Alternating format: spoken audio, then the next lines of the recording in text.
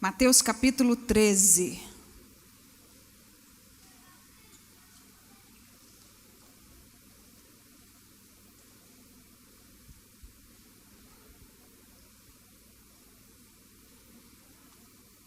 Posso ler? Quantos acharam, digam amém. Tendo Jesus saído de casa naquele dia, estava sentado junto ao mar. E ajuntou-se muita gente ao pé dele, de sorte que, estando num barco, se assentou e toda a multidão estava em pé na praia. E falou-lhes muitas coisas por parábolas, dizendo: Eis o semeador saiu a semear. E quando semeava, uma parte da semente caiu ao pé do caminho, e vieram as aves e comeram-na. Outra parte caiu em pedregais, onde não havia terra bastante, e logo nasceu, porque não tinha terra funda. Mas vindo o sol, queimou-se e secou-se, porque não tinha raiz. Outra caiu entre espinhos. Os espinhos cresceram e sufocaram-na. E outra caiu em boa terra e deu fruto. Baixe sua cabeça, vamos orar. Papai, nós colocamos esta palavra diante do Senhor e pedimos que a sua revelação venha sobre nós, que a sua graça venha sobre nós e que o seu bom Espírito se derrame sobre as nossas vidas, nos trazendo transformação mediante a sua palavra, em nome de Jesus. Amém? Dá um abraço no seu irmão do lado, diga para ele que ele é amado e sente-se, por favor.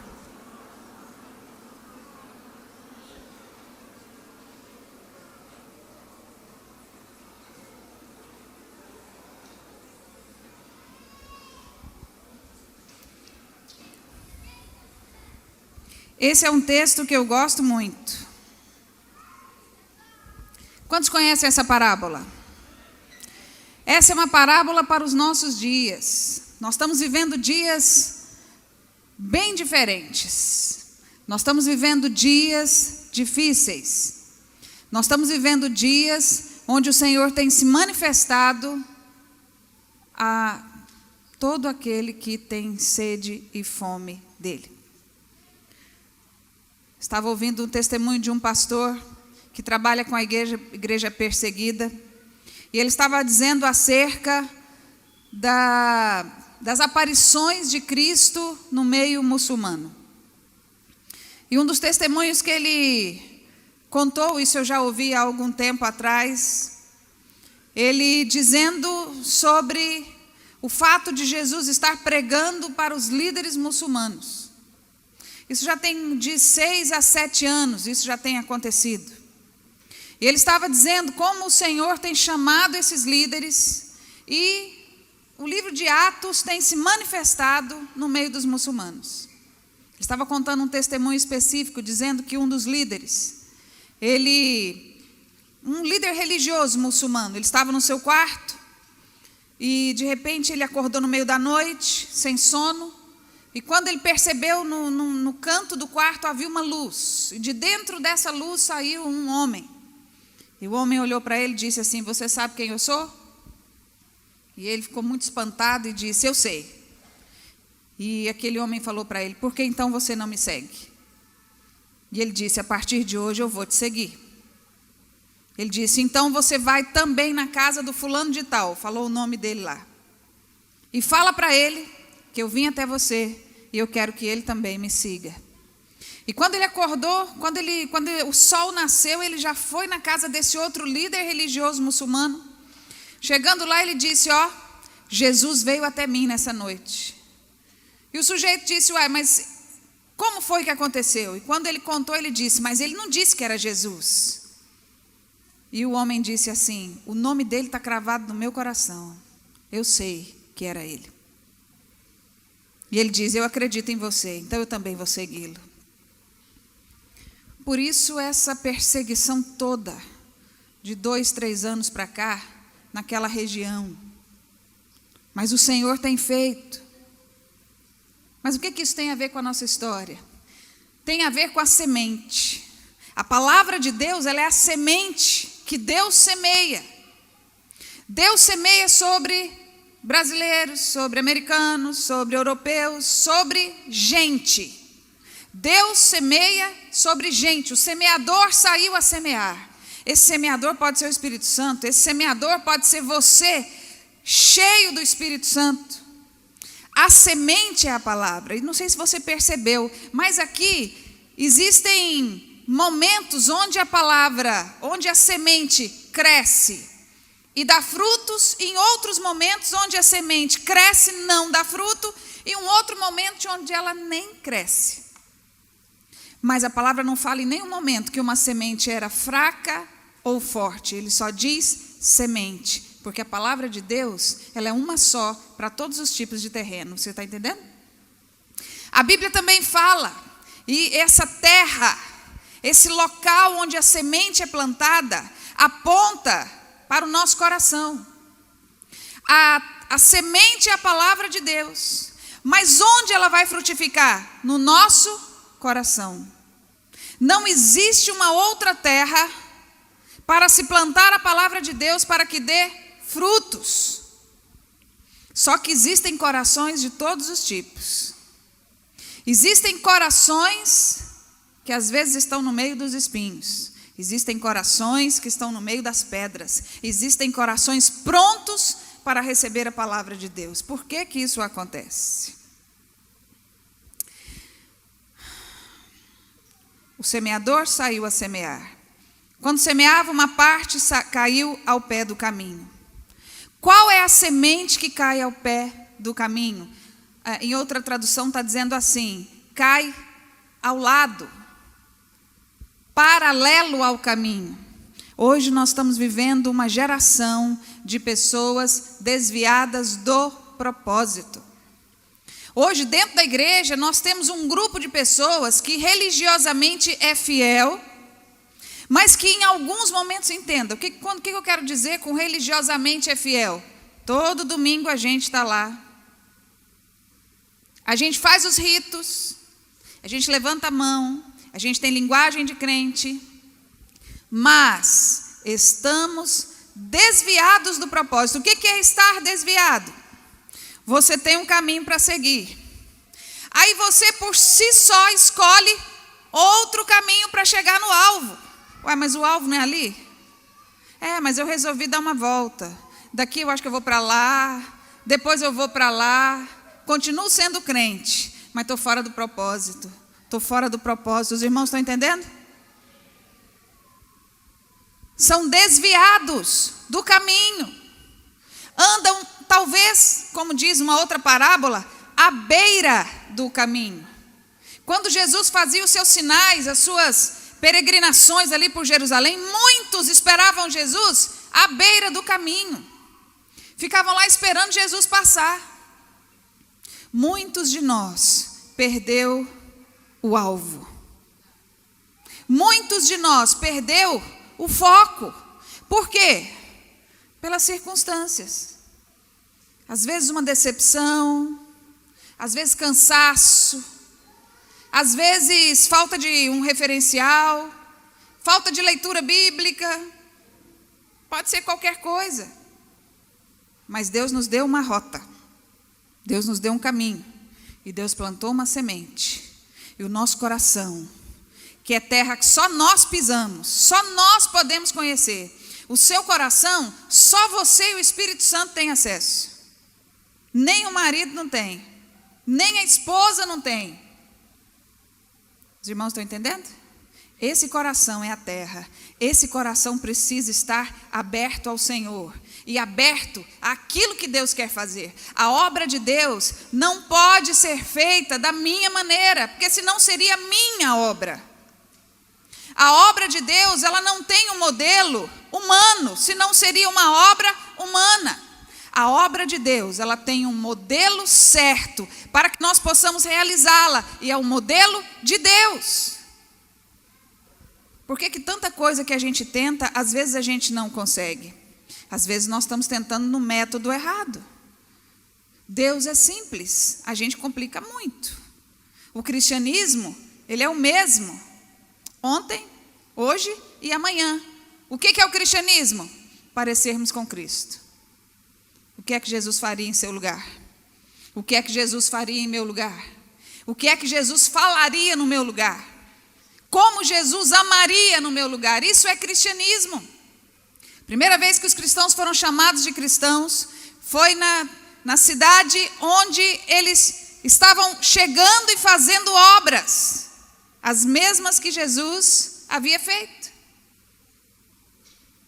E o pessoal disse: lá vem os cristãos, lá vem aqueles que estão copiando Cristo, lá vem aqueles que se parecem com Cristo.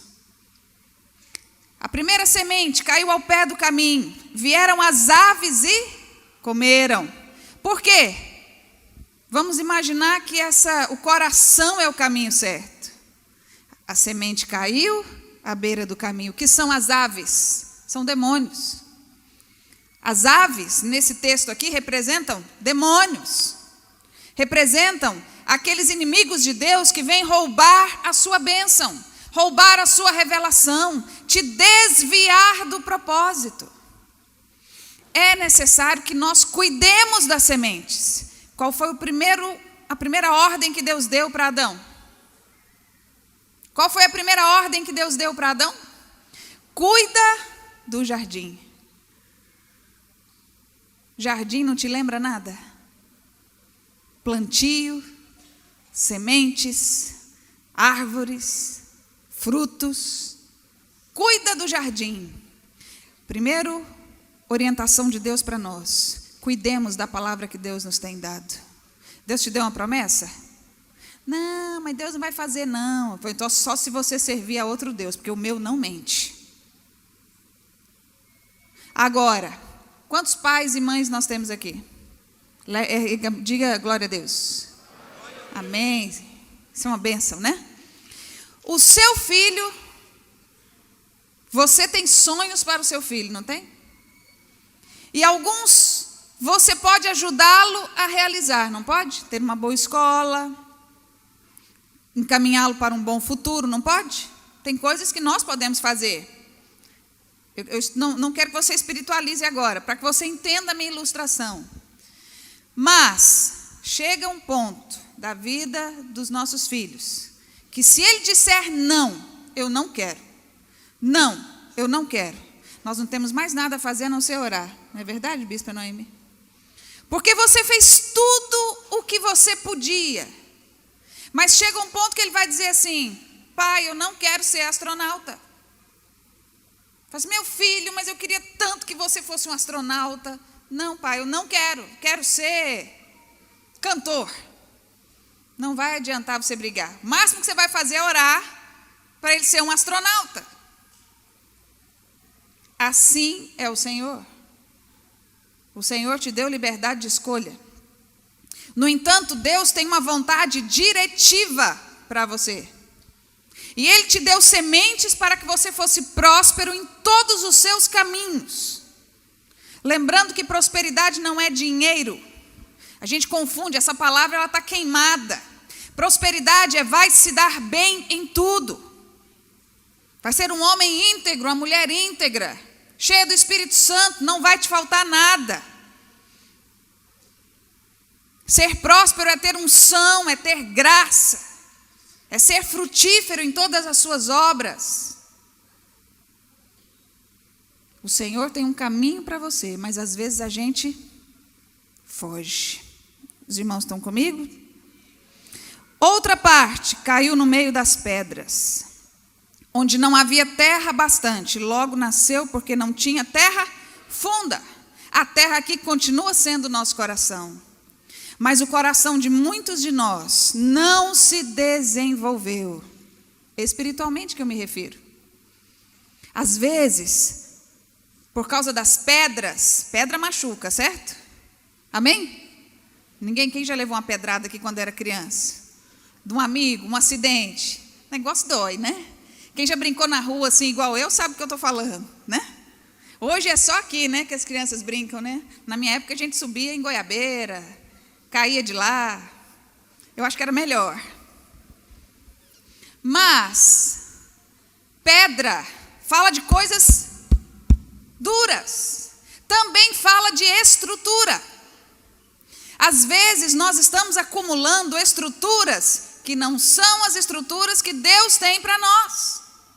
Às vezes no lugar do nosso coração de carne e terra, para você entender, tem pedra. Às vezes nós estamos endurecidos e a estrutura de pedra, ela é tão forte, irmãos, que às vezes a gente acha que está tudo bem. Por quê? O nosso coração, ainda tem um detalhe, quando a semente cai aqui, ela frutifica na hora. Mas só que tem um princípio. Vem o sol e queima. Por quê? Não tem profundidade. Hoje nós estamos cheios de pessoas que acham que tem profundidade, mas diante do primeiro embate, o que elas fazem? Retrocedem. Por quê? Não tem profundidade, não tem estrutura em Deus. Como que eu vou fazer para ter estrutura em Deus, então? Nós precisamos empurrar as estruturas humanas e trazer sobre nós a estrutura divina. Como que eu busco a estrutura divina? Intimidade com Deus. Intimidade com Deus. Hoje a gente não sabe mais orar. E a gente não sabe mais orar porque a gente não tem tempo de orar. Não é verdade, irmãos? Se nós não tivermos firmeza na nossa disciplina, a gente não ora. A gente não lê a palavra. Eu estava lendo um livro esses dias de um pastor, de 1988, o livro. E ele dizia que ia chegar um tempo onde a palavra ia estar tão difundida. E ele dizia, olha, a palavra vai estar em todo lugar. E nós chegamos nesse tempo. Hoje tem Bíblia no celular. Hoje tem Bíblia na internet de todo tipo de linguagem que você puder imaginar. Tem Bíblia da criança, Bíblia do bebê, Bíblia do adolescente, Bíblia do empresário, Bíblia do homem, Bíblia da mulher, Bíblia do artista, Bíblia do empresário, aí vai. Tem um monte, mas é muita mesmo. Já viram? E as pessoas amam a palavra de Deus e elas andam com a Bíblia do lado, seja no celular, seja na internet, seja... Não é verdade? Tem Bíblia em áudio, tem Bíblia em vídeo, tem filme que fala da Bíblia. Olha que maravilha. E esse livro dizia que ia chegar um tempo, esse tempo, que as pessoas iam amar a palavra. Quantos amam a palavra do Senhor aqui? Só que, nesse mesmo tempo, muitos que amam a palavra não conheceriam a palavra. E hoje a gente tem visto uma realidade assim, olha. Às vezes você pergunta para o irmãozinho que ama a palavra, você fala assim, irmão, você já leu lá em Oséias? Hã? Oséias. Quem é? Não, é um profeta, está lá na Bíblia. Irmão, você já leu lá em Amós? Hã? Amós? O que é isso? É um profeta. Está lá no Velho Testamento. Irmão, abre lá em Mateus, aí ele leva quase 30 minutos para achar o Mateus. Por quê? Porque a gente não tem tido essa prática. Eu não falo isso para acusar ninguém. Se você não está tendo essa prática, hoje é um dia para que você tome uma posição e diga, vou mudar de vida. Amém, irmãos? Mas nós estamos vivendo um tempo onde nós amamos a palavra, mas não conhecemos a palavra. Aí o coração fica raso. Outro dia eu estava conversando com o pastor Fredson. O pastor Fredson, ele é um exemplo para mim. Se você chegar perto dele de manhã, de tarde, de noite, de madrugada, qualquer hora, ele tem algo da Bíblia para te falar. Ele tem algo para te contar. Aí outro dia eu sou péssima de data. Há alguns anos, uma pessoa chegou em mim e falou assim, pastora, não estou aguentando o Fredson. Eu falei, mas por quê? Ele só fala em Bíblia. Ele só fala em Bíblia. Toda hora ele tem uma história para contar. Eu falei, meu irmão, você quer conversar sobre o quê? Sobre o que você quer conversar? A gente vai sondando o coração. A boca fala do que o coração está. Você quer avaliar quanto você tem amado o Senhor na prática? O que você fala mais? Tem gente que fala muito do trabalho. É errado falar do trabalho, pastor? Não, não é. Mas avalia. O que mais enche o seu coração? O que você fala mais? Quando você tem a oportunidade de conversar espontaneamente, o que você fala mais? É aquilo que está cheio do seu coração. Nós precisamos nos encher das sementes de Deus, para que essas sementes deem frutos e nós possamos colher frutos bons. Os irmãos estão comigo? Digam amém. Outra parte caiu entre os espinhos, e os espinhos cresceram e sufocaram. Esses espinhos são as doenças, são as maldições, são as coisas que vêm nos ferir, as mágoas, a falta de perdão, a expectativa exacerbada no outro. Sabe que o que mais fere a gente é colocar expectativa demasiada no irmão?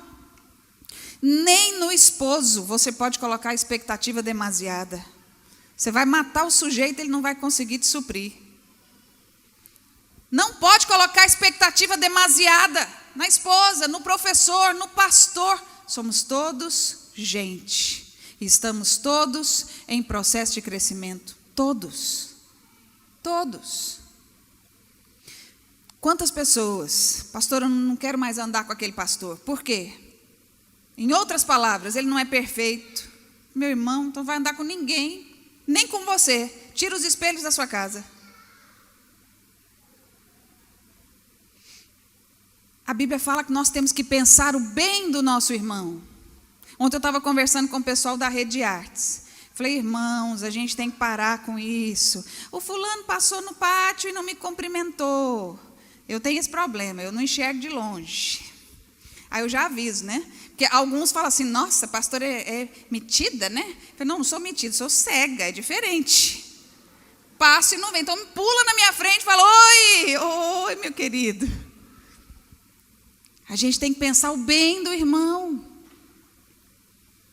Às vezes ele está num dia mau, às vezes ele está precisando de você para trazer estrutura, alegria, vida. Não é verdade, irmãos? Mas é porque quando o coração está cheio de espinhos, a gente só sai falando espinho, aquilo que fere. Então nós temos que sondar o nosso coração, para quê? Para que o Espírito de Deus possa vir, possa trazer cura, bálsamo, e onde nós formos, nós podemos ser bênção na vida das pessoas. E as pessoas podem olhar para nós e reconhecer o Cristo. Anteontem aconteceu uma coisa, aconteceu uma coisa muito interessante também. Nós estávamos saindo de casa para vir para cá, para a reunião das artes. E a minha irmã, a Cristiana, estava dirigindo o carro. E a Cristiana é uma mulher de muita oração. Ela ora mais do que eu, muito mais. E aí, ela estava sentada assim, de repente passou uma mulher na calçada, olhou para ela, quase entrou dentro do carro, assim, na janela, né? Por favor, eu acabei de brigar com meu marido. O que eu faço? Aí nós ficamos assustados assim, né? Aí a Cristiana me olhou. O que eu faço? Eu vou lá, eu falo com ele? Aí nós paramos o carro, descemos e falamos, olha, quando o homem está nervoso, espera ele acalmar, para começar. Vamos orar primeiro, vamos acalmar também. Então eu não vou lá brigar com ele? Não, claro que não. Você conhece o Senhor Jesus? Eu já ouvi falar. Então vamos conhecer então. Os peixes estão pulando para dentro do barco, irmãos. O Senhor está nos dando um tempo. Se você se encher um pouquinho mais de Deus, as pessoas vão olhar para você e os peixes vão começar a pular no barco. Sabe por que a gente tem tanta dificuldade de evangelizar? Porque o coração está raso. Ou tem pedra, ou tem espinho te atrapalhando. Porque a boca fala do que o coração está cheio. Se a boca fala do que o coração está cheio, você está no ônibus, você está falando, você está no trabalho, vai escapar de qualquer maneira, vai sair por você a vida de Deus. Mesmo que você tente reter, vai sair, porque está dentro. Os irmãos estão entendendo? É natural. Veja o verso 15. Porque o coração do povo está endurecido. Ouviram mal com os ouvidos, fecharam os olhos para que não vejam. Mas bem-aventurados, verso 16, os vossos olhos porque veem, os vossos ouvidos porque ouvem, porque em verdade vos digo que muitos profetas e justos desejaram ver o que vós vedes, e não viram, e ouvir o que vós ouvis, e não ouviram. Preste atenção, Nós estamos vivendo um tempo onde Deus tem feito maravilhas. Mas às vezes, quando nós estamos fechados em nós mesmos, nós perdemos a bênção que Deus tem operado do nosso lado. Nós precisamos entender que Deus é um. E Ele tem um propósito desde a fundação do mundo. Ser um conosco. E Deus procura adoradores que o adorem em espírito e em verdade. Aí você fala assim, não sou cantor. Já entendeu tudo errado. Por que Deus procura adoradores? Porque o adorador ama. E o adorador se assemelha a quem adora.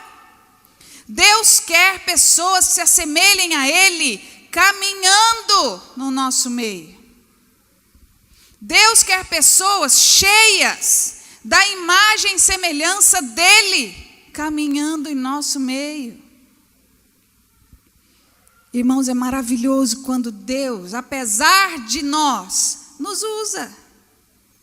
É maravilhoso quando Deus fala conosco, ainda que seja para puxar a orelha. A voz de Deus, até na bronca, ela renova as nossas vidas. Nós precisamos priorizar a presença de Deus.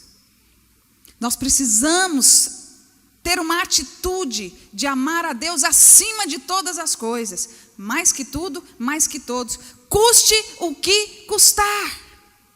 Mas nós estamos tão cheios de espinhos, tão cheios de pedras ao nosso derredor. E isso não são pessoas, viu? Essa atitude é isolada, é sozinha. Porque às vezes a gente fala assim, eu conheço um monte de pedra. Não, você não conhece. As pedras aí não são pessoas, os espinhos aí não são pessoas. Às vezes é uma atitude equivocada sua no olhar, no ouvir. O nosso caráter diante de Deus, um dia nós vamos estar a sós diante de Deus. E não vai adiantar você dizer para o Senhor, Senhor, desculpa, eu trabalhei demais. Senhor, desculpa, eu entendi mal. A informação está à nossa disposição. O Espírito Santo está à nossa disposição. Olha, isso é um privilégio. O amor do Senhor é tão grande, ele se traduz nas linhas da palavra de Deus. Hoje o Fredson chegou mais cedo e foi conversar comigo. Ele falou, Adriana, você já observou uma frase que tem lá? Quando Jesus está na última ceia, o que ele fala para os discípulos? Eu falei, eu já li várias vezes, mas você está dizendo o quê? Ele falou assim, tem uma frase que me chamou a atenção, diz assim, para onde eu vou, não podereis ir. Para onde ele foi, Adriana, depois? Fiquei pensando, falei, para o inferno. Ele falou, olha o tanto que o papai é carinhoso. É igual um pai dizendo para o filho assim, filha, você não sabe o quanto eu te amo, você vai ficar aqui. Para onde eu vou, vocês não vão poder ir. Só eu vou aguentar aquilo lá. Essa briga é minha. É minha. Sabe por quê? Porque eu tenho um propósito. Porque eu tenho um objetivo. Resgatar você para o meu Pai. Nós temos que entender. O amor de Deus é tão grande que ele é intraduzível em palavras ou em ações nossas. Mas para a gente se parecer com Cristo, a gente tem que se esvaziar de nós mesmos. A gente tem que se esvaziar daquilo que nós somos, daquilo que nós temos. Confiar em Deus acima de tudo. Quantas vezes o Senhor já te livrou? Quantas vezes o Senhor já te amou? Naquele dia difícil, nós temos tantos testemunhos. Sabe que você devia ter um diário de bordo? Um diário de vida. Cada vez que Deus falasse com você, escreve lá. E no dia mau, você pega e volta as folhas e vai ler. Olha o tanto que o Senhor me ama. Olha aqui, olha aqui, olha aqui, olha aqui. Eu me lembro de tantas coisas. Eu me lembro de um fato que aconteceu conosco uma vez. Estava contando ontem também para as artes. Nós estávamos com um grupo de adolescentes em Londres. 20 pessoas. E a gente fazendo trabalho de evangelismo. E nós chegamos lá e o pastor foi bem duro conosco. Ele falou assim, irmãos, amanhã quero vocês aqui tal hora. E não é de brasileiro, é de britânico. Ou seja, não se atrasem, né? Ele já tinha dado umas 3 broncas na gente. Que brasileiro fala alto, tem tudo aquilo, né? No outro dia nós acordamos atrasados. Aí nós acordamos e falamos, meu Deus, falta 30 minutos para o compromisso, nós temos que sair rápido, e rápido, e rápido, e rápido. E eu saí puxando o povo, falei, bom, eu vou na frente que eles vão atrás. Saiu todo mundo catando escova de dente, roupa. E eu falei, vamos embora, e saímos correndo.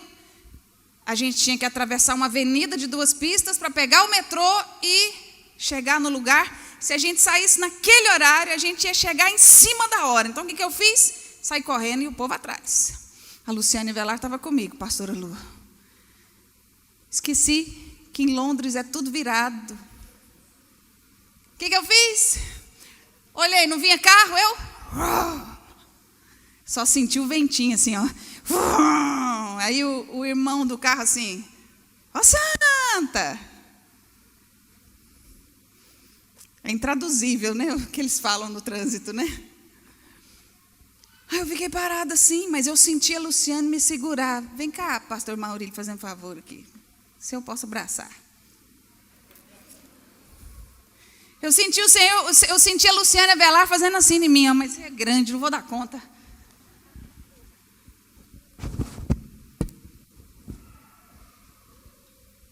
Aí eu olhei para trás, fica aí, pastor, faz de conta que você é a Luciana Velar. Aí eu olhei para trás assim e falei, Lu, obrigada. Todo mundo, os adolescentes, tudo parados assim, com o olho desse tamanho para mim. Falei, Lu, obrigada. Se você não me segura, estava na glória. Aí ela falou assim, não foi, Lu? Falou assim, ó, eu nem encostei a mão em você. Falei, não, você não está entendendo. Se você não me segura, eu estava na glória. Aí ela e os adolescentes assim, não, o carro passou em cima de você aí, a gente viu. Tenho certeza, a gente viu, o carro passou em cima de você. Falei, não, gente, vocês não estão entendendo. A Luciane me segurou. Ela, eu não encostei em você. Falei, mas eu senti alguém, aí que eu fui parar para pensar, me abraçando. Sabe o que o Senhor faz conosco, irmãos? Quando a gente precisa, e a gente nem vê o Senhor, né? Deixa eu lhe dizer uma coisa. É o Senhor quem nos livra. Certa vez nós tínhamos um compromisso em São Luís do Maranhão. Foi há muito tempo atrás. E o pastor falou assim, Adriana, vem passar o mês aqui com a gente, ajuda a gente no evangelismo. Só que é o seguinte, a gente não tem dinheiro para trazer vocês. Então, vocês vão ter que pagar, inclusive, a passagem para vir. Aqui a gente garante o alimento e hospedagem na casa dos irmãos. Aí eu reuni a equipe e falei, gente, vocês topam? A gente levanta aí o dinheiro da passagem? Não, a gente topa. Então tá bom. Trabalhamos alguns dias, todo mundo, para levantar o seu patrocínio. Quantos patrocinadores nós temos aqui? Eu trabalho com muitos patrocinadores, né? Aí levantamos o dinheiro e quando a gente foi, a gente reservou nossas passagens, estava tudo reservadinho, eu conhecia o agente, conhecia o dono da agência, na época não era o bispo Adilson ainda, né? E ele reservou para nós, eu falei, ó, amanhã cedo eu vou lá e pago tudo e a gente tira os bilhetes, tá bom. A gente ia viajar naquele dia, quando a gente foi podia reservar. Um dia à noite, estamos lá, reunidos lá na minha casa, e um casal que tinha uma filhinha que era especial, falou assim, pastora Adriana, a gente não vai poder ir. Falei, por quê? A nossa filhinha é especial e nós temos que comprar um remédio e nós não conseguimos ajuda do governo, nem ajuda dos parentes, nem ajuda de ninguém. É muito caro o remédio e eu não posso sair daqui, ela corre risco de vida se eu sair daqui sem esse remédio. E o Senhor falou no meu coração, pega o dinheiro e dá para ele. Mas nessa hora a gente acha que não é Deus, né, irmãos? A gente fala assim, não, essa voz é do inimigo. Trabalhei tanto tempo, né? Aí falei, vamos orar. Aí vem um e fala assim, um adolescente, né? Esses adolescentes são uma benção. Pastora, dá o dinheiro para ele. Então, vai sentar, menino. Aí vem outro. Pastora, dá o dinheiro para ele. Vai sentar. O terceiro aí eu parei e falei assim, fulano, pega sua esposa e vai ali para outra sala enquanto eu vou ter uma conversinha aqui com o pessoal. Aí eu perguntei, falei, o que Deus falou com vocês? Todo mundo, dá o dinheiro. O líder é sanguíneo, né, irmãos? Tem hora que a gente nem pensa para fazer, né? É um problema, né, bispo? Chamamos o outro, né? Falamos assim, Deus mandou te dar o dinheiro. Aí a hora que ele pegou o dinheiro e viu o valor, era o valor do remédio que ele precisava para a filhinha dele. Pensa o tanto que nós choramos e pulamos naquela sala e celebramos ao Senhor e glória a Deus e aquela choradeira, crente chora muito, né? Aí alguém falou assim, pastora, e agora? Como é que nós vamos para São Luís? Esfria o sangue na hora. Mas aí a gente, né, dá uma de durão, né? Fé, né? Fé inabalável do pastor. Quem mandou a gente ir para São Luís? Todo mundo, né, olhando para mim. Foi Deus. Falei, então o problema é de Deus. Bonito, não é, irmãos? Não é bonito isso? É lindo isso. Todo mundo foi embora dormir. Falei, vai para casa dormir, a mala está pronta? Tá, porque no outro dia a gente tinha que ir. Tinha um teatro esperando a gente lá. Todos os ingressos vendidos. Pensa. Falei, vai para casa, dorme com a mala do lado. Vamos ver o que vai acontecer. Todo mundo foi. Eu fiquei lá assim, Senhor, o que eu fiz? Ô Senhor, me perdoe. Pequei.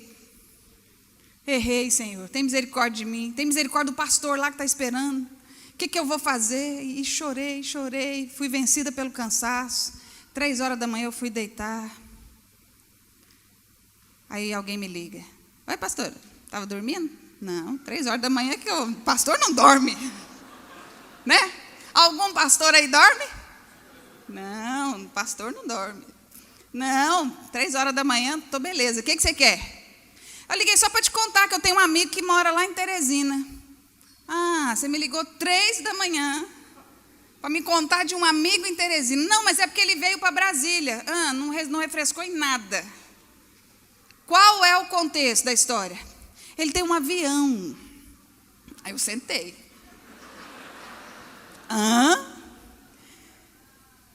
E aí, pastora, ele falou assim que dá carona para a gente. Falei, como? Você falou para ele que nós somos 21? Falei. Falei, o avião dele cabe? Ele disse que cabe. Falei, tem certeza? Tenho. Só tem um negócio, a gente tem que sair 9 da manhã. Falei, nossa, liga para todo mundo, fala para todo mundo vir para cá agora. Liguei para a igreja aqui, pastor disse, não, mas me presta o combão. A Kombi da igreja, vocês lembram? A igreja ainda tem Kombi? Não, né? Tinha uma Kombi que, irmãos, quem já dirigiu Kombi aqui? Então vai entender bem o que eu vou dizer. Eu não sei se é só as que eu peguei, mas elas têm uma folguinha, não tem? Essa daqui, ela era especial, ela tinha férias. Não era folga, não. Você virava o volante assim, ó, virava e tá, travava. Quando travava, aí a Kombi começava. Não é? Uma bênção o carro, uma bênção. E aí os patrocinadores nos ajudaram com alguns carros, eu enchi a Kombi de menino e fomos para Brasília. Chegamos lá, irmãos, eu quase tive um ataque do coração. Era um avião cargueiro. Só tinha 2 bancos, pastor Mauro, bispo Mauro. E a pastora Luciana, minha irmã amada, ela, até essa época, ela tinha receio de avião. Ela viaja 2 vezes por mês, irmãos, mas ela é uma mulher de fé. Ela molha a mão de óleo e ora o tempo todo. E molha a mão da gente também, gente. O pastor Maurílio também é assim, né? Taca a mão no avião, vai entrando 1, vai entrando 2, o terceiro já está escorregando já, né? Aí, falei para o piloto assim, esse negócio é seguro? É, sim, senhora. Falei, Deus, o senhor tem certeza? Eu não quero ir para a glória. Não agora. Falei, Deus não ia trazer a gente aqui para nada. E os pais assim, pastor Adriano, isso é seguro? Eu, demais. Pronto, agora já contei, quando os pais vierem me procurar, eles vão saber. Deus não trouxe a gente aqui para nada. Entramos no bendito. Irmãos, pensa 21 azeitonas na boca de um banguelo. A gente não tinha onde encostar. Mas aí subiu o aviãozinho, né? E a gente lá. Aí começou a chover. Aí a pastora Luciana, quando ela está nervosa, eu não sei se é só ela ou se é mulher, né? Ela fala. Eu acho que não é só ela, né? Quando ela está nervosa, ela fala. Aí o que ela fez? Ela já tinha receio de avião. Começou a chover, começou a balançar. Que avião pequeno balança demais, né? Aí ela sentou no meio das duas poltroninhas lá. E a gente lá, né? Aí ela virou para o moço e falou assim: moço, não dá para a gente subir, não? Para sair da chuva? Ele falou: moça, se a gente subir, a gente explode. Não tem pressurização no avião. Luciana, vai lá para trás, minha filha, vai dormir. Ô moço, não dá para o senhor descer um pouquinho então, não? Porque está balançando demais. E estava goteirando dentro do avião assim, ó.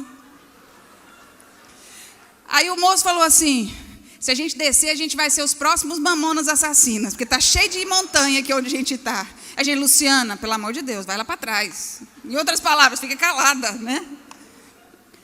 Ô moço, conta uma história para a gente aí, eu estou meio nervosa. Aí falou assim: eu estou cheio de histórias. Aí o que aconteceu? Todos os outros sentaram para ouvir a história do sujeito. Aí começou: uma vez eu caí de avião. Falei: peraí, essa história não está boa. Não está boa essa história. Aí antes de eu interromper, o líder tem que saber a hora de parar as coisas, amém, irmãos? Antes de eu interromper, ela fez a pergunta fatídica: por quê? Ele falou: estava chovendo. Eu falei: para! Todo mundo de cara no chão, vai dormir. Moço, encerra a história. Irmãos, descemos lá em Teresina e depois pegamos um ônibus para São Luís. Eu não estou brincando, nós andamos umas 4 horas assim, ó. A gente não tinha eixo, entendeu? 3 horas balançando. Aí o pessoal falava: o que está acontecendo? Eu falei: não sei, está tudo ruim, né? Mas foi o melhor mês de evangelismo que nós tivemos. Nós evangelizamos em tudo quanto é lugar que você puder imaginar. Nós subimos até no trio elétrico do cover do Tchan para evangelizar, e eles pararam e receberam oração. Na praia, meio-dia, o povo puxando as roupas para baixo, uns enrolavam na toalha, jogava a cerveja assim atrás, chorava. Foi maravilhoso ver a glória do Senhor. E nós voltamos de ônibus para a glória de Deus. Os irmãos tiveram misericórdia e pagaram nossa passagem. Sabe por que eu estou te contando isso? Porque o nosso Deus, quando você se converte, Ele pergunta assim: com emoção ou sem emoção? Só que nós não temos muita escolha. A nossa vida é uma dependência total do Senhor Jesus. Ele tem uma vida plena para você. Isso é prosperidade, não nos falta nada. Você vai orar por alguém, não vai te faltar unção. Você vai aconselhar alguém, não vai te faltar inspiração de Deus. Você vai caminhar com alguém, não vai te faltar graça. Mas para isso, o seu coração tem que estar livre dos espinhos, livre das pedras e cheio de Deus em profundidade. Porque o fruto que permanece é aquele que tem a semente plantada na terra profunda, para que as raízes possam se alimentar. E o alimento vem de quem? Do Espírito Santo. Muito poder, muita oração. Pouco poder, pouca oração. Nós estamos vivendo em meio a um tempo onde as pessoas não têm prazer na presença de Deus. Não se fala mais sobre a volta de Jesus. Alguns até dizem assim: já estou esperando há tempo demais, já ouço isso, desde quando eu me converti. A Bíblia fala que aqueles que têm Cristo no coração renovarão as suas forças, como águia voarão. Alçaremos voos altos, irmãos. Sabe por quê? Porque o Senhor está conosco. Nós temos só que nos lembrar do propósito de Cristo. Nós temos que nos lembrar que nós vivemos para Ele. Se Ele já nos livrou do inferno e da morte, o que mais você quer para louvá-lo? Você precisa de mais alguma coisa? Você precisa de mais algo além de Ele ter te livrado da morte e do inferno? Nós vamos tomar a ceia daqui a pouco. Nós temos que nos lembrar de Cristo. Nós temos que trazer de volta a imagem de Cristo a nós. Lá no Oriente, Cristo tem vindo pessoalmente aos muçulmanos. Eu acho isso maravilhoso, mas eu também acho isso vergonhoso. Porque se Cristo está tendo que vir pessoalmente, é porque a igreja não tem feito direito o seu papel. Para Cristo sair da sua glória e vir pessoalmente pregar o evangelho, que é Ele mesmo, essa era uma função nossa, minha e sua. É porque a igreja então está falhando em algum lugar.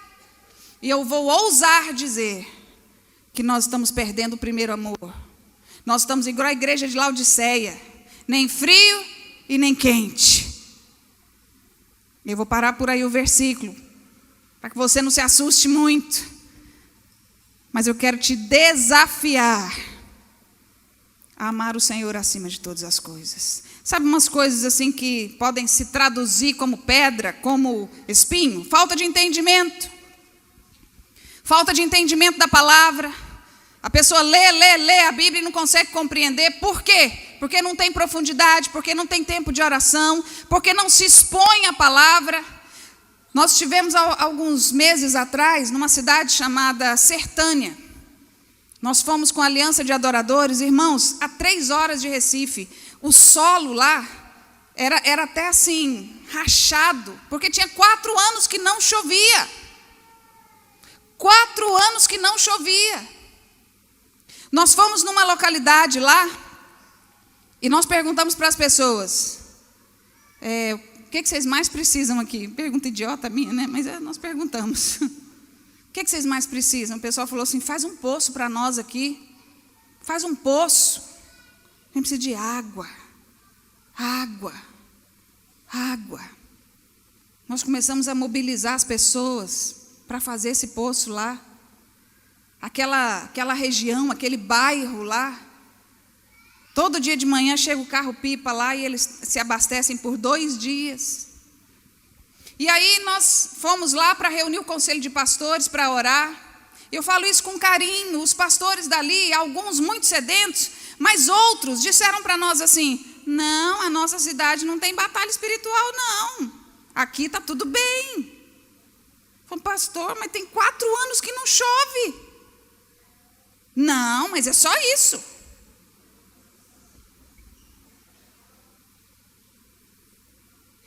Às vezes a gente está assim. A gente olha ao redor e fala assim, não, está tudo bem. Está tudo bem. Pastor, tem 4 anos que não chove. A prostituição na sua cidade subiu. A pedofilia triplicou. E não tem batalha espiritual. Não, aqui, ó. A gente vive tranquilo. Irmãos, às vezes a gente vive assim. Às vezes nós vivemos assim. Nós fomos orar pelos nossos irmãos ali. Não criticamos, fomos orar pelos pastores ali. E aí o líder do conselho de pastores veio conversar com o pastor Maurílio, o pessoal da AIGO. E o Maurílio, ele quase não é ousado, né? Tem hora que a gente até sai de perto, né? Aí o Maurílio falou assim, pode contar, né? É. Aí o Maurílio falou assim, vamos ver se Deus está nisso. Vai chover. Aí os irmãos falaram assim, ih, vai não. Ele falou, estou dizendo que vai. Só que para vocês saberem que não somos nós, e que é Deus quem faz as coisas, nós vamos embora primeiro. Na hora que a gente for embora, vai chover. Aí a gente via na cara dos irmãos assim, aquela incredulidade. E na nossa também. Porque a situação lá era caótica. Aí nós fomos embora. Quando nós chegamos em casa, aí o telefone começou a tocar. Olha a internet, olha a internet. 4 dias de chuvas ininterruptas. O rio subiu como há 40 anos não subia. Aí veio a parte mais interessante. Os irmãos começaram a ligar: pastor, manda parar de chover, está difícil demais, está inundando tudo. Pastor, ele falou: não, meu irmão, eu não coordeno a chuva, não. Mas sabe o que é isso, irmãos? É a igreja orando. Lá haviam vários pastores de várias denominações crendo que Deus ia fazer. Quando o pastor Maurílio falou assim: vai chover, é claro que a gente teve uma pontinha de incredulidade no coração, mas nós optamos por crer. Falou: peraí, se eu olhar o natural, não vai cair nem pedra. Mas vamos crer? Vamos crer? Os pastores deram as mãos e disseram: olha, é impossível aos nossos olhos, mas nós vamos crer, vamos crer. E os pastores oraram juntos e disseram: nós cremos. Vamos concordar? Vamos, vai chover. Vai chover. Se Jesus ganhou o mundo com 12, dá uma olhada para o lado, o estrago que nós podemos fazer no inferno, irmãos. Dá uma olhadinha para o lado, tem bem mais de 12 pessoas aqui. Mas a gente tem que querer, a gente tem que concordar, a gente tem que crer acima da nossa incredulidade. A gente tem que olhar o irmão como Deus o vê. Parar de brigar uns com os outros por causa de reino e avançar para o reino de Deus. Essa tem que ser uma atitude nossa. Vamos lembrar o que Jesus fez? No princípio criou Deus os céus e a terra. Ponto. Há um tempo entre o versículo 1 de capítulo 1, Gênesis 1:1, para Gênesis 1:2. Há um tempo. No princípio criou Deus os céus e a terra. Ponto. A terra era sem forma e vazia, e havia trevas sobre a face do abismo.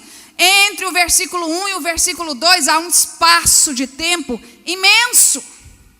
Porque Deus não poderia criar algo sem forma e vazio, porque a criação reflete o Criador.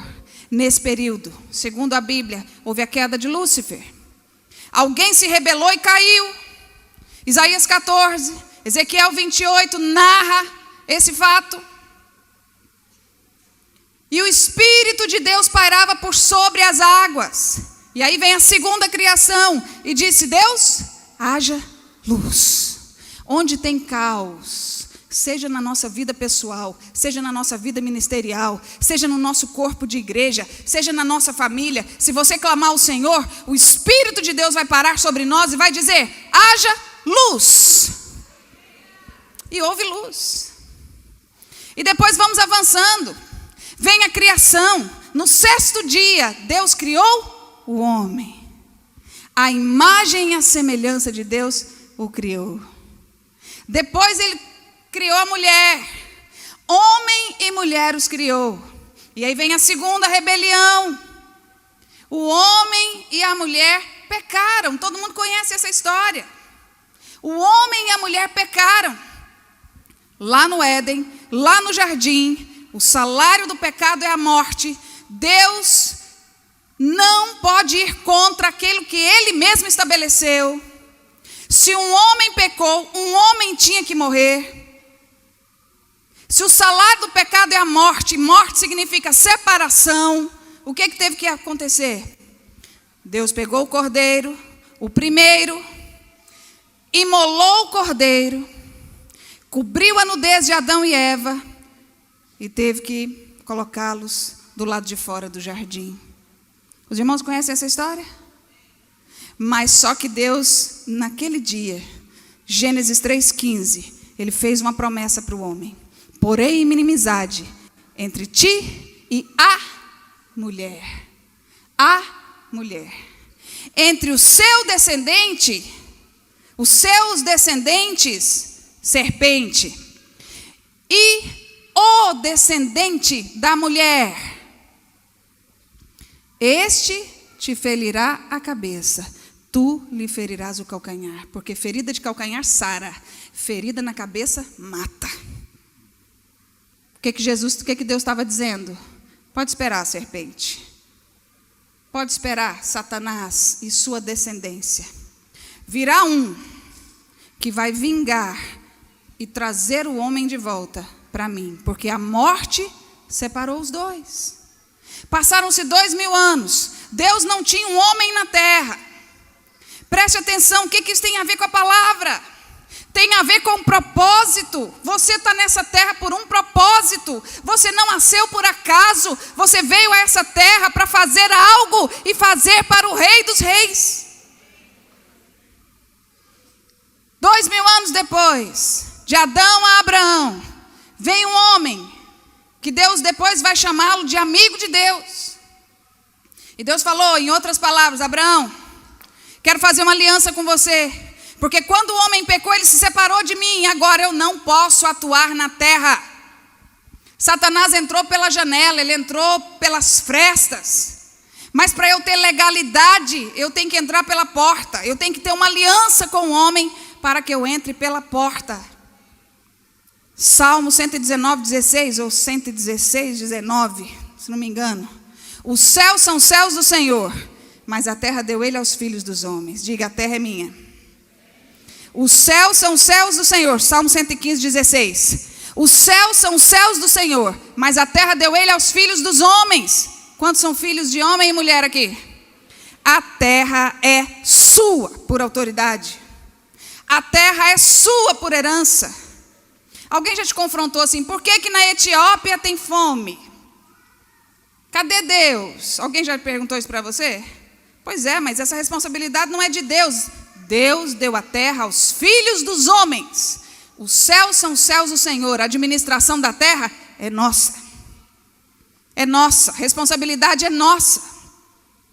Os irmãos estão entendendo? Os irmãos me amam ainda?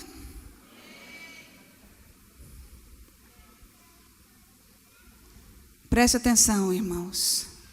Deus olhou, chamou Abraão, fez uma aliança com Abraão. Não dá tempo da gente falar da aliança. Fez uma aliança com Abraão. E a fixação da aliança, o selo da aliança, era a morte do cordeiro. Um homem pecou, um homem tinha que morrer. O que Deus faz? Abraão, me dá o seu filho. Seu único filho. Abraão prontamente. Eu tenho certeza que ele não contou para a esposa. Pegou o menino, saiu só rateiro, 3 dias subindo o Monte Moriá. O garoto 3 dias com o madeiro nas costas. Alguns teólogos falam que Isaac tinha 30 anos. Alguns teólogos dizem, é uma linha de pensamento, porque naquela época era igual ter 16 ou 18 hoje. Era mais ou menos assim, as idades eram diferentes. Mas, coincidentemente, 30 anos foi a idade que Cristo começou o ministério. Isso é só uma coincidência. 3 dias, o garoto ficou com o madeiro nas costas. A morte pairou sobre ele 3 dias. Os irmãos acham que tem alguma coisa semelhante aí? Quando chegou lá em cima, o garoto perguntou: pai, onde está o cordeiro para o sacrifício? E Abraão então proferiu: Deus proverá o cordeiro, meu filho. Agora, para você que sabe português, uma vez eu fiquei quase um dia inteiro nesse texto. Eu ficava pulando lá em casa, vibrando com o Senhor. Eu gosto de ler a Bíblia vibrando com o Senhor. Deus proverá o cordeiro, vírgula, meu filho. É uma afirmação, não é? Ele estava dizendo: filho, pode ficar tranquilo, Deus proverá o cordeiro. Agora tira a vírgula. Deus proverá o cordeiro, meu filho, descendente. Meu descendente. Meu descendente. Abraão estava dizendo, ele estava profetizando: Deus proverá o cordeiro da minha descendência, meu filho.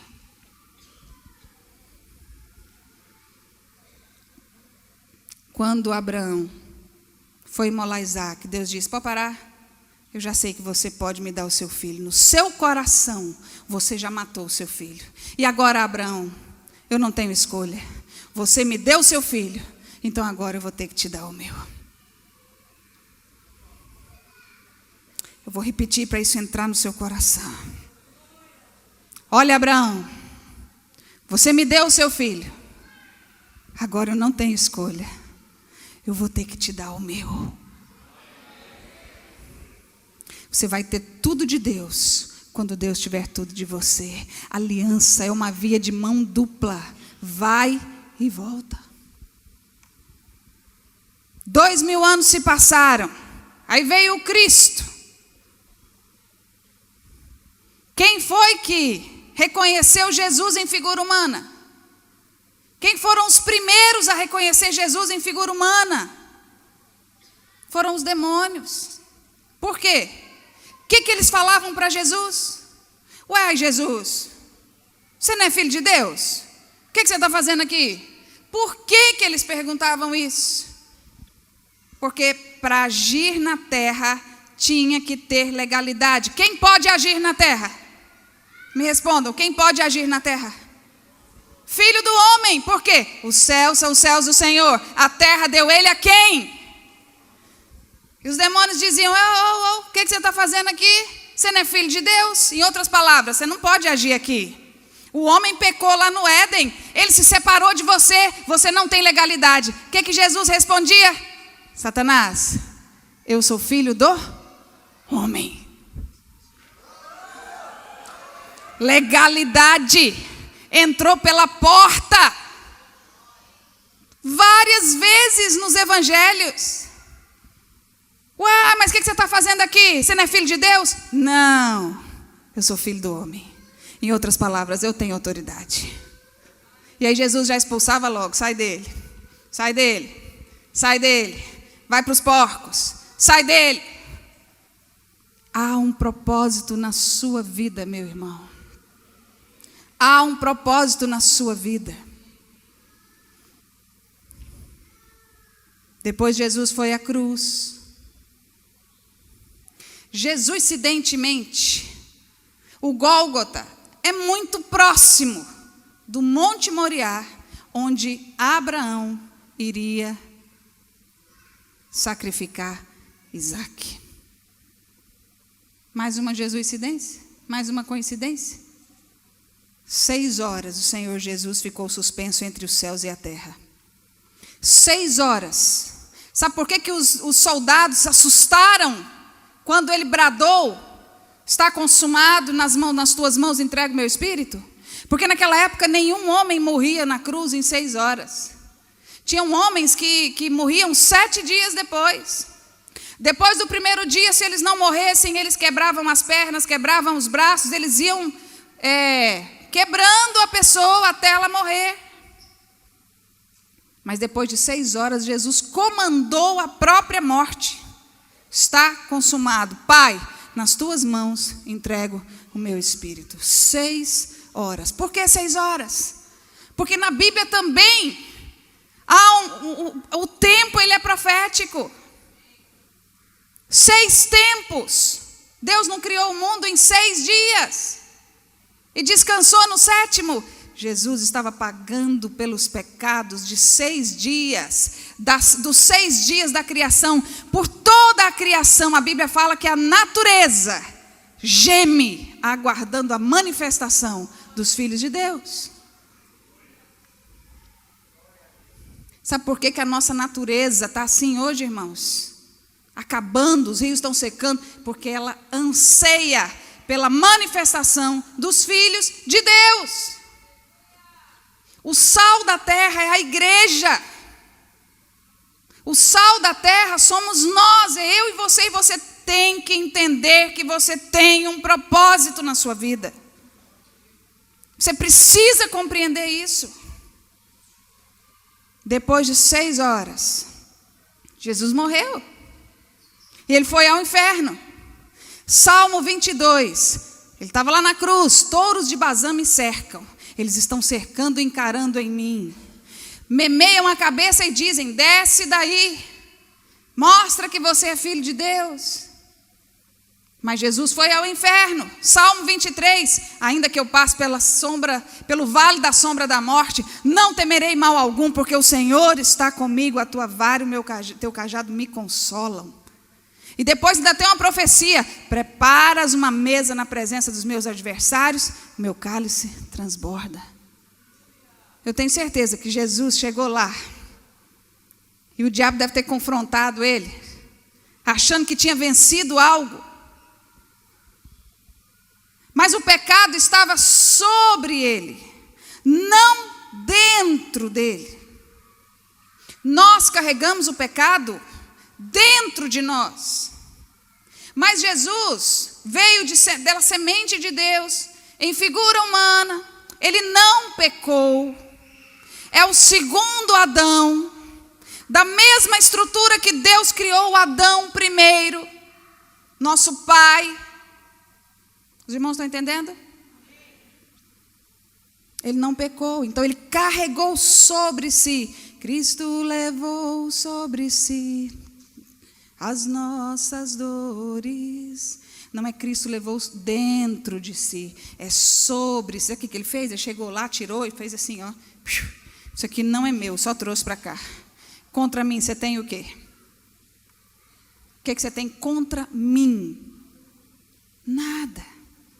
Ele foi um homem íntegro, puro, sem pecados, lindo, maravilhoso, Rei dos reis, Senhor dos senhores. Depois Jesus saiu, encontrou com Madalena. Ainda bem que ela era judia. Naquela época os judeus não podiam se tocar, né? Se fosse brasileiro, ele não tinha nem ido para o céu. A gente tinha grudado nele, né? Mas os judeus não podiam se tocar e ela ficou tão empolgada que ele ainda falou assim: não me toque, ainda não subi aos céus. E aí a Bíblia relata, no livro de Hebreus, quando ele subiu aos céus, para levar o sangue santo da aliança. A Bíblia fala que ele entrou num tabernáculo igual ao tabernáculo humano, aquele lá do Velho Testamento, átrio, santo do lugar, santo dos santos. Jesus entrou com sangue. Quando ele entrou, os anjos ficaram pasmos, ao ponto de Deus falar assim: adorem-no, ele é Deus. Sabe por quê, irmãos? Pela primeira vez na história, um homem entrava no céu. A renúncia de Cristo foi tão grande, irmãos, que ele se diminuiu ao ponto de se tornar homem, e até hoje ele pode ser visto em figura humana. Ele é plenamente homem e ele é plenamente Deus. Adorem-no, ele é Deus.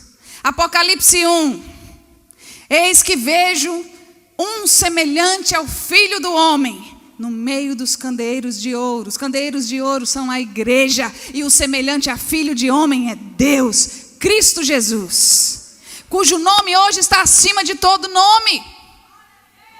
Os cabelos, João descreve, são brancos como a lã, falando da eternidade. Ele é o alfa, o ômega, o princípio, o fim, o incriado Deus. As roupas são vestes talares, brancas, puras, falando de santidade, falando de retidão. O cinto de ouro, o ouro na Bíblia fala do caráter incorruptível do Senhor. O Senhor te prometeu algo? Ele não é homem para que minta, nem filho do homem para que se arrependa. Os pés como bronze polido. O bronze na Bíblia fala de juízo, porque ele pisou a cabeça da serpente, exercendo juízo sobre o pecado. Os olhos são como chamas de fogo, porque ele vê todas as coisas. Ele é onisciente, onipotente, onipresente. Ele é o poderoso Deus, irmãos. Na mão, as 7 igrejas. O poder, a igreja não é nossa, a igreja é de Deus. Os discípulos não são seus, são dele. Você só está cuidando. Nós precisamos entender que nós temos um propósito. O semeador saiu a semear. O semeador saiu a semear. Quem tem ouvidos para ouvir, ouça. O semeador saiu a semear. Que tipo de solo ele vai encontrar? Quero encerrar com essa pergunta. Que tipo de solo ele vai encontrar? Olhe para mim. Eu sou uma pessoa que eu já guardei muita mágoa. Eu sou uma pessoa que já tive muita pedra no meu coração. O dia que eu entendi que aquilo só prejudicava a mim, porque aquilo não me fazia parecer com o alvo da minha vida, que é Cristo. Eu disse para o Senhor, eu falei, Senhor, eu não quero mais. Eu quero abrir mão de mim mesma. Eu quero fazer o que for necessário para que o Senhor tenha prazer na minha vida e as pessoas possam me confundir com o Senhor. Meu alvo de vida é um dia alguém me confundir com Ele.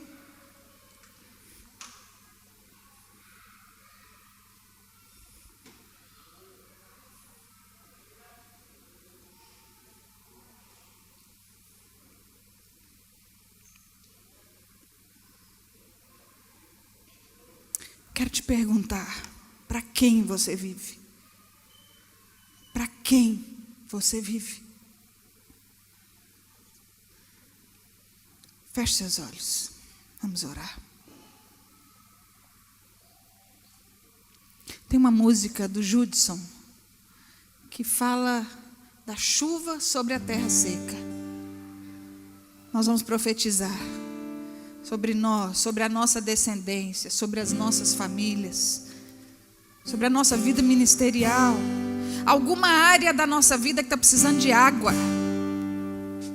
Alguma área da nossa vida que está precisando empurrar essas pedras, tirar esses espinhos, sair da margem, entrar no caminho. Mas principalmente, irmãos, regar a semente.